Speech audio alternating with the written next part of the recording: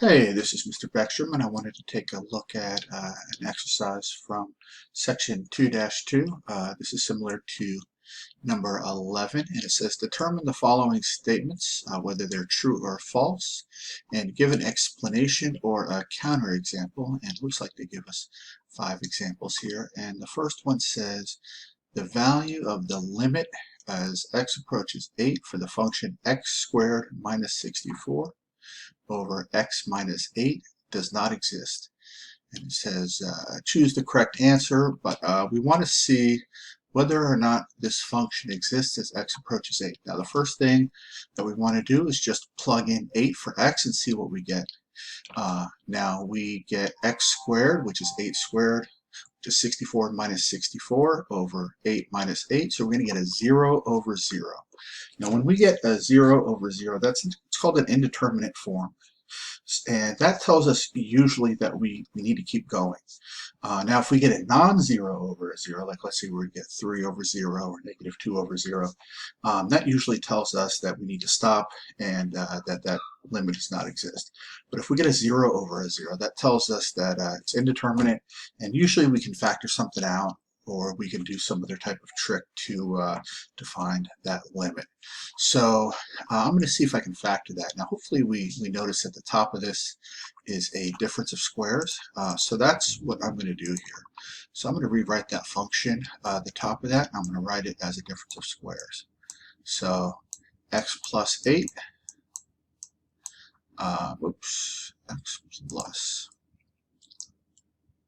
8 times x minus 8. If you've forgotten what the difference of square is, just check out YouTube or let me know, but just type in difference of squares. It's if you can write this as the first thing squared minus the second thing squared, then it's the first thing plus the second thing times the first thing minus the second thing. And if you FOIL this back together, you'll see that you get that over x minus 8. So in this case, we use that property. We have the same factor on both the top and the bottom. That lets us know we can cancel that out. And now this is equivalent to the limit as x approaches 8 of just x plus 8. So now we're going to do the same thing. We're going to plug the 8 in here, and that's just going to give us 16. So this statement is false because the limit is actually, as x approaches 8, is actually 16.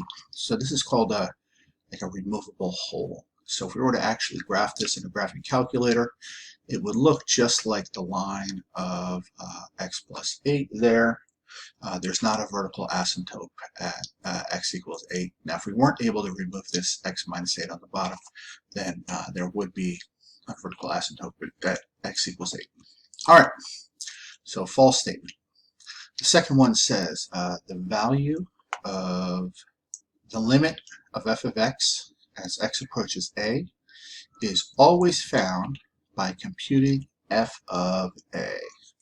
So it's always found by computing f of a. Now we looked at some examples where that's just not true, and let me give you a quick example where that's not true. So if you have a graph and it looks like this, coming around here, and then there's a hole right here,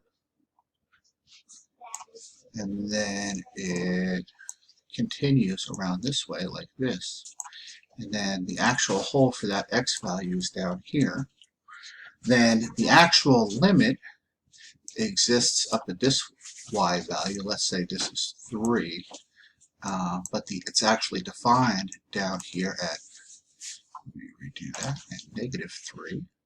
So at negative 3. So in this case, f of a would be negative 3 because that's where the point is actually defined at. But the limit as x approaches 3 would be positive 3 there. So this is a case where this wouldn't be true. So that would be a false statement because the value of the limit of f of x as x approaches a is found by computing the limit as we look at x as it approaches a from the left and x as it approaches a from the right. And if they both approach the same value, even if it's not defined there, That's where we say the limit is. All right, looking at C now. The value of the limit of f of x as x approaches a does not exist if f of a is undefined. Well, let's look back at this example right here. And let's just take out this point right here.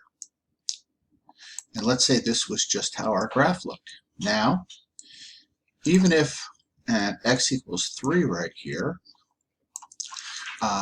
it's not defined here at f of a. So at f of 3, the function is not defined because there's a hole here, but the limit here is still defined.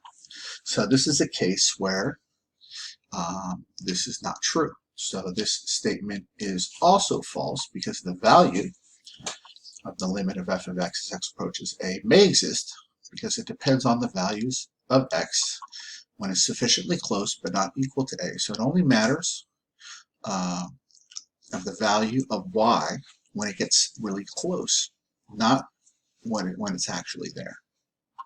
All right. So that one is C there. That's a false statement as well because we're only looking to see what y value it's approaching.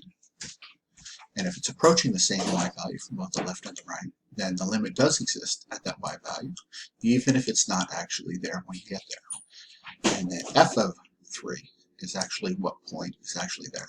And if there's no point there, like it was in the second example, then we say f of a is not, or is undefined. All right. D.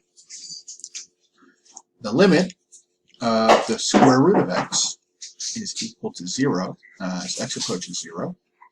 And it says, hint, the graph of y is equal to the square root of x. Choose the correct answer below. If necessary, fill in the box to compute your choice. So they're saying the limit of the square root of x is equal to 0 as x approaches 0. So let's take a look at that. So if we look at that graph, if you put it in your calculator, it's going to look something like this. Excuse my horrible freehand, but the square root of x looks like a graph kind of like this. So what they're saying is at x, as x approaches 0, the limit is 0. That means you're approaching the y value 0. Well, sure enough, if you look at as x approaches 0 from the right, you're right, you're getting closer and closer to the y value of 0.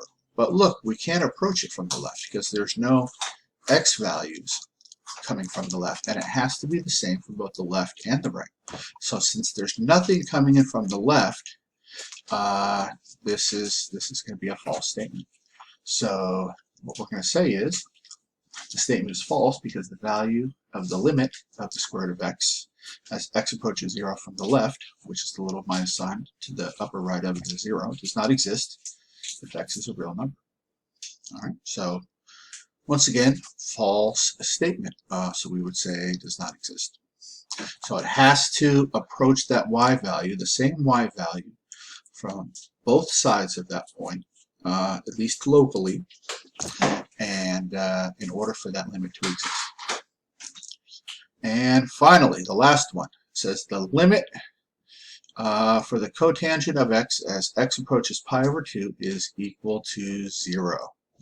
And it says, hint, graph the y is equal to the cotangent of x. Choose the correct answer below, and if necessary, fill in the answer box to complete your choice. All right, so I'll leave that as an exercise up to you to graph that in your calculator. Remember, in your calculator, the cotangent of x can be graphed a couple of different ways. So I'll tell you how you can put it in there. So the cotangent of x is equal to 1 over the tangent of x. Tangent of x, so it can be graphed that way, and it can also be written as the cosine of x over the sine of x. The sine of x. So what I want you to do is I want you to put it into your calculator, and I want you to see what y value it's approaching from both sides. And if it's approaching the y value of 0 for both sides of 0, the x, or x equals 0, excuse me, then we would say the limit does in fact exist at the value of 0.